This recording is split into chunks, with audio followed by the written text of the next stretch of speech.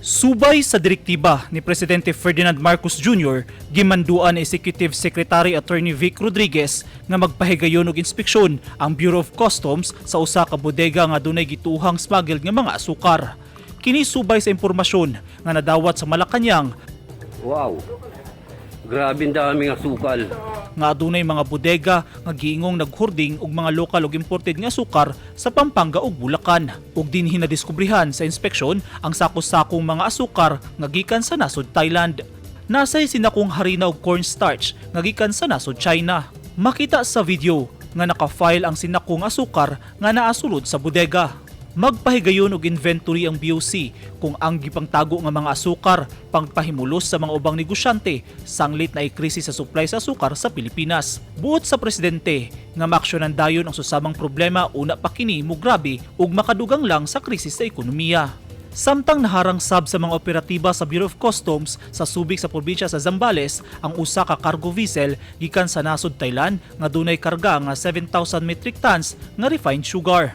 Ang operasyon sa BOC subay sa mas ipakusgan nga kampanya sa gobyerno aron mapakgang ang ilegal nga pagpasulod og mga produktong pang-agrikultura sama sa asukar dinhi sa nasud. Kahinumduman nga dunay mitumaw nga espekulasyon nga dunay pagnihit sa supply sa asukar, hinungdan nga miusbaw ang presyo niini. Usasab kini sa mga rason nganong dunay paghinay sa produksyon sa bottling sa mga soft drinks companies nga nasinati dili lang sa dakong bahin sa Mindanao apan lakip na sa Central Visayas. Ang premium refined sugar usa sa nagunang sagol sa soft drinks.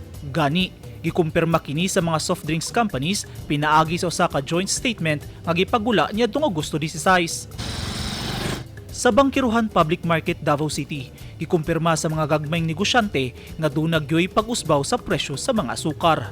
Ang white sugar anaa sa 5,100 to 5,200 pesos ang matag sako o 110 pesos matag kilo nga kanhi mapalit lang sa tag 85 ang kilo. Samtang ang brown sugar anaa sa 3,250 pesos matag sako o 70 pesos na ang matag kilo nga kanhi tag 45 pesos ngadto sa 48 pesos ang kilo.